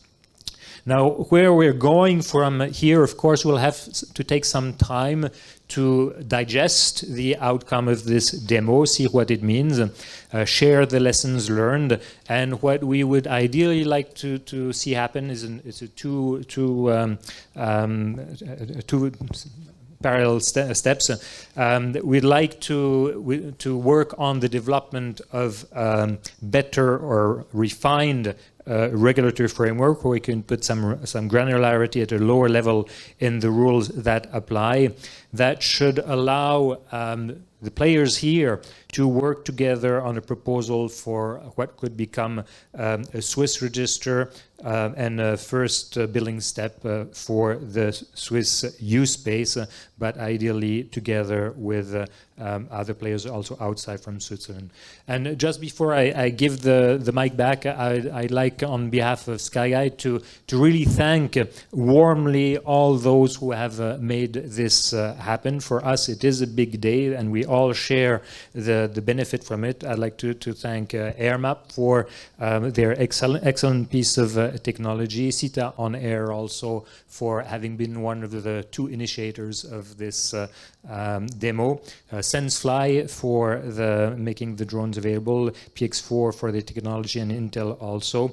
And of course, almost half of the room is Skyguide, so I'd like to thank my colleagues from Skyguide for having participated. Thank also all the speakers who have brought value to introduce and to assess the demo. Simon also for the moderation, and finally all of you for having come and share this moment with us. So thank you very much. So what I suggest we do is, if there are some general questions you'd like to ask, if they're either technical or more to AirMap, CETA, and so on, we can do it now. But we can take those questions now, and then we will go outside and we're going to do a group souvenir picture taken by one of the Airshoot drones. Also, the equipment is staying outside, so people want to see the setup. That's going to be available for a few more minutes. But as I said before, we have to move out. We have to clear this area. But I think Benoit has got a question. So. Yeah, I have a question, and I think it is shared by many people in the room. How do the drones communicate with the system? Is it GSM pure? What are the data links? Very good question from Benoit. Andreas? I'll take this on behalf of the project team here. So it's GSM in general. So, but it's a bit more complicated. The drone communicates to a ground control station. This is what the pilot uses to let his drone fly. In case of SenseFly, for example, there's not actually a pilot controlling with a remote control. The machine does it. It's already a level of automation that we will see coming more and more. Now, the drone communicates to the control station, typically over some sort of Wi-Fi connection, 2.45 gigahertz, and then the ground control station talks to the U-Space management system through a cellular connectivity in this case. Now, there's another instance which I want to highlight, which is how does the manned aviation traffic get back to this ground control station? This is done by a tremendous group effort during the last 4 weeks between, in this case, AirMap and Skyguide, who made available their primary and secondary radar surveillance stream, so that these systems are truly connected and the pilots can see what happens in the air without having to look up a second app like Flight Radar or something like this. So this is how it works. Yeah. There's something I forgot to mention is obviously the integration and the way data is exchanged and how the systems are integrated is all been made possible because of the standards the industry association is working on. And that's key, that we saw that data come from Skyguide was given to AirMap, which was given to SenseFly, given to PX4. And that is key, that if you don't have a standard, if you don't agree how to integrate, it's not going to work. And the fact that we have a global industry association looking at that aspect is going to really be a big booster for the industry, I think. So, and that's obviously what Benoit is looking at. So, another question? Or okay, question in the back here. One more question with respect to the dynamic geofencing, which I like very much. My name is Thilo Vogt from DFS. We saw the warning you sent by SMS. And our experience in Germany is that this is probably not the solution, because the drone pilots are actually busy controlling their drones using their piloting station, and can't at the same time pick up their phone and actually see the warning and react. What are your thoughts on that one? I think we agree, huh? I think we do, yes. So, and in fact, the SMS feature was a secondary solution. The first solution was, you saw on this screen, the operator was drawing some sort of restriction, and it was pushed out to the pilot's screen automatically. So there was The pilot just saw it pop up and he said, something is happening. He doesn't have to pull out a secondary screen or anything. It's fully integrated. Now, obviously, this is a challenge to move out for everybody, because not everybody, when SenseFly sells a lot of drones, but there's other drones as well. We all know that. So, this is what we mean by open standards. This interface has to be uniform throughout the world, because then it's going to find adoption by the industry. And also, what's even though SMS might not be the feature of use in ATC today, it's in fact used in aviation quite commonly. If my flight is delayed, I get an SMS, and it sort of works for the consumer. And the use space is also for the consumer people. So if you fly your DJI hobby drone, there is an interface where you can receive SMS, and this is what people do. Interesting you should ask the question, because we discussed it at length. One other argument is you can imagine that people operating drones totally legally don't have to be connected to use space services, but you would still have their mobile phone number in the registry, and for some reason you have to completely close the airspace to drone operators, and you can send a blank SMS to all drone operators as an extra precautionary measure. But as I said, I think it's not the ideal, but it's kind of a backup. Well, backup maybe not the right word. Thank you. I wouldn't go into design discussions now, but this is just one of, I would say, many dozen or hundreds of issues that are indicating the interface between ATM and UTM that we will have to manage. The risks of UTM being actually inflicted on ATM, this is the wisdom of the game, and this is where we hope we are going to use the technology that you are bringing into this paradigm, so that we can actually control this risk, understand them, and use them on the side of ATM to manage them. Because many questions just from this simple example are popping up immediately, starting from SMS, starting to look ahead time, warning time for the dynamic geofencing, legal obligations on the side and liability on the side of drone pilots. What are then the responsibilities and who owns the risk on the ATM side, because there are bylaws, we know that ATM is overregulated. But this is simply a disruptive side of use space that will yield a lot of creativity and innovation on the ATM side, and we're sincerely looking forward to it. But that's a challenge, and it will take some time. Thank you very much for those comments. I think the key message is also that you can't regulate if you can't implement the regulation. And I think the demonstrations here is to show what the technology is capable of doing to help define what needs to be regulated now and what should be maybe regulated later, so that the industry can provide the feedback as what is possible and what makes sense economically and from a sort of safety perspective. So clearly, this was a sort of technology demonstration. I'm not trying to sort of say this is what should be regulated. However, I think to move forward, you want to broaden this demonstration, maybe nationwide. I know that's what Sky wants to do, but still keep it a demonstration, but get as many people using it, showing it how they'd like to use it, how to improve it. Because as Benoit was saying, it's by doing that we're going to learn. If we sit in the offices writing emails and specs, we maybe get it completely wrong. So it's great to see European Commission guys coming. Taking lots of notes as well. So I'll take another question in the back. Thanks, Urbal Mede from Flarm. So did you already look into some failure modes of the system? For instance, if communication breaks down, or pilots not being compliant, stuff like that?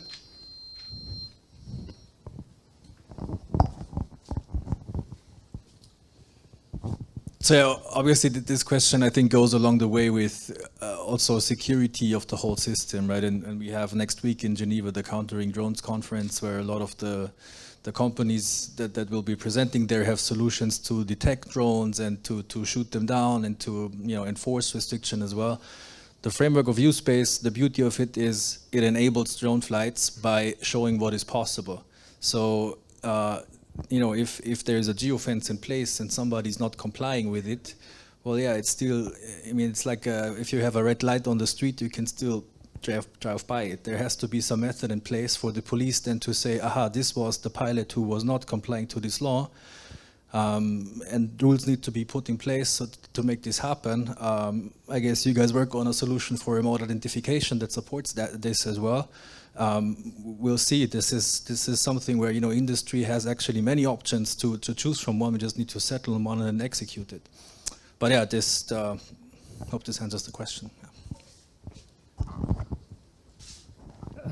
This is where I was mentioning that we believe that technology can overcome the lack of discipline of the pilots. And this is our favorite drone story. It took place 2 years ago. Skyguide was organizing a managers event in Bern in the main stadium, and we had invited drones. The purpose of the event was to show the capabilities of drones.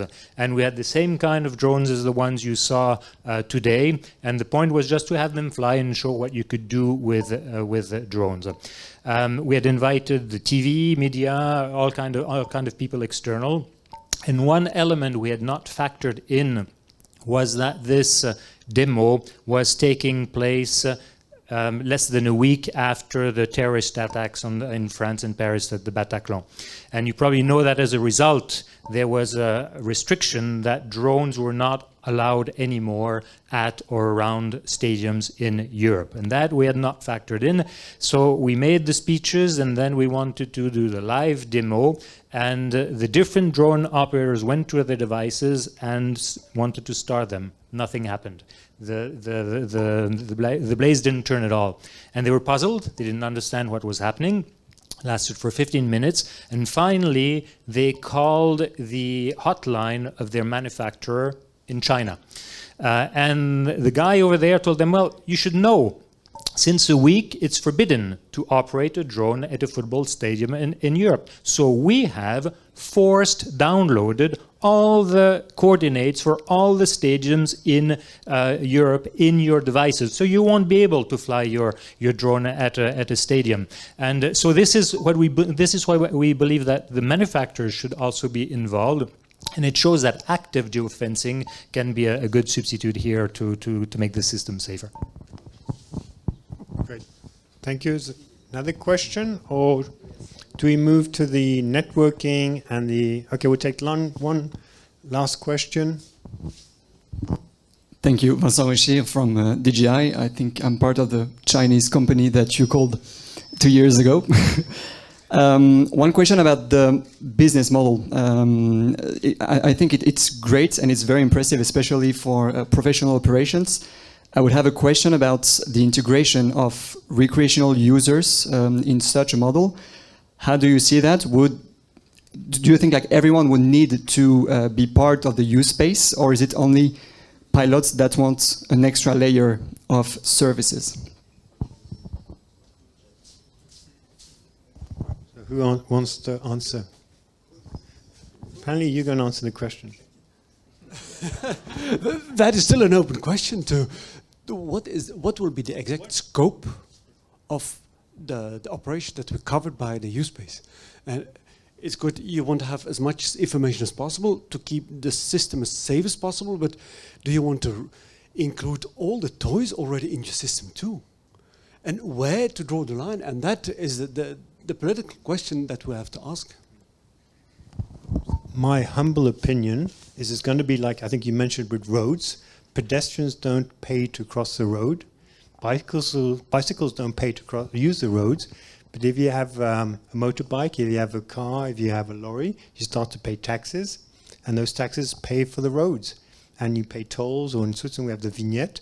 So I think something very similar is going to happen. The recreational guys most likely will not pay anything. But the professional guy who wants to fly within 5 kilometers of the Geneva runway to inspect the construction site, he'll be happy paying 50 francs to do that. Personal opinion. Thank you.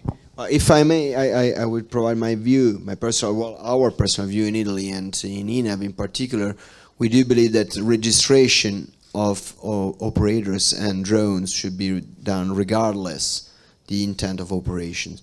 That's another story. Is what you're gonna pay.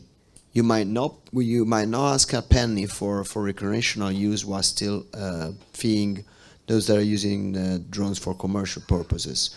But I think we need to share a vision where universal registration is our target. Now you might set exceptions for smaller drones, of course, but when I saw flying Mavics, It's a very small drone. Can you consider it a toy?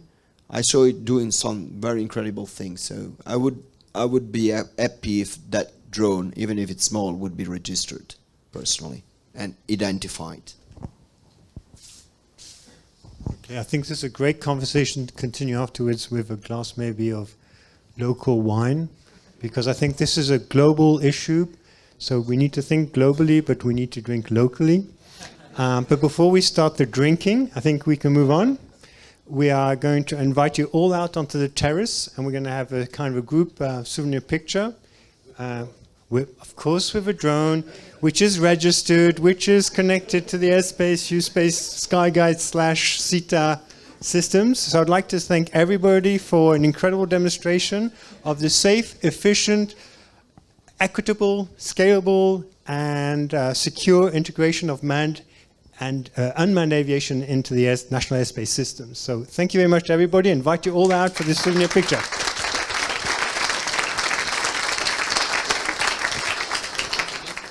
So you have to follow me. The door is out here. Hello, hello.